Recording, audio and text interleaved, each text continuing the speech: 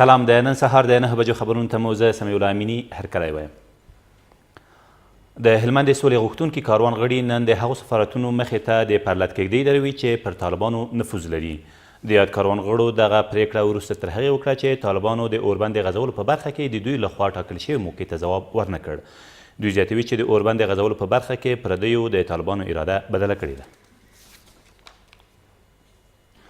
ولسمشر غني یو ځل بیا د ټولو ولایتونو له ملکي او پوځي مسؤلینو سره په اړیکه کې د اوربند د پاتې 3 ورځو پر مدیریت ټینګار وکړ. ښاغلي غني په دې ویډیو کنفرانس کې چې تېره ورځ ترسره شوه وویل تر ګواښ لاندې سیمو کې چاڼیز عملیات دوام لري او هر هغه خطر چې خلکو او د افغانستان ځمکنۍ بشپړتیا ته متوجه یو باید د دفع کولو لپاره هر اړخیز اقدامات وشي. نوموړي همداراز د لویو لارو، ښارونو او د ټولو سیمو د امنیت پر تامینولو هم ټینګار وکړ. له دې سره سم په افغانستان کې د اروپایي ټولنې او د استرالیا سفیرانو د ملګرو ملتونو او ناټو استازو د اوربند په اړه د افغان حکومت جرأتمندانه او با تدبیر اقدامات وستایل. دوی تېره ورځ له ولسمشر غني سره په کتنه کې همداراز د اوربند مودې د غځېدو د طرحې په اړه خپلې مشخصې پوښتنې او اندېښنې هم مطرح کړې. ښاغلي غني د دوی پوښتنو او اندېښنو ته د ځواب ویلو ترڅنګ وویل اوربند اوس په هېواد کې په یوې خودجوشه ولسي غوښتنې بدل شوی دی. په ورته وخت کې د کندهار د دامان ولسوالۍ یو شمېر قومي مشران او دیني عالمانو له افغان حکومت او طالبانو وغوښتل چې اوربند وغځوي. دوی تېره ورځ په یوې راټولېدنه کې له اوربند وروسته د سولې د خبرو پر پیلولو هم ټینګار وکړ او له نورو هیوادوالو یې هم وغوښتل څو د غږ له دوی سره بدرګه کړي.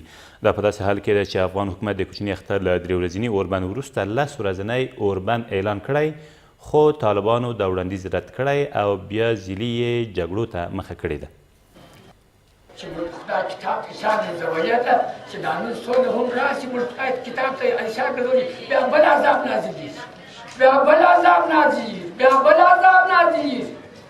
دا داسې نه ده چې دا به خلاصېږي، هغه وخت خلاصېږي چې موږ د خدای د کتاب سره پر عمل وکړو. رسول ته مې او بشمې داسې څه دینو الله دې داسې ورځ راولي چې دا واقعیت موږ په سترګو لیده ووینو زموږ خپل ورونه غیر پرېږدي لکه په دا تېرو سالونو کې چې داسې اوس تېره شوله چې یو ځای جنګ سره وکړلې چا سره ژړل او چا سره خندل په مخ د سره مچول.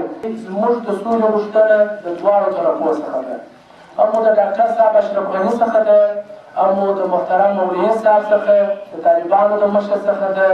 موږ ولس چې نور نه زیروي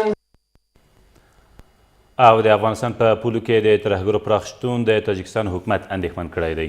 په بدخشان کې د یاد هیواد قونسل خبرداری ورکوي که ترهګر د تاجکستان پر خاورې د برید هوډ ولري نو د یاد هیواد له پوځ سره به مخ شي. دا تر دې مهاله وروستي خبرونه، تر بیا مو الله مل.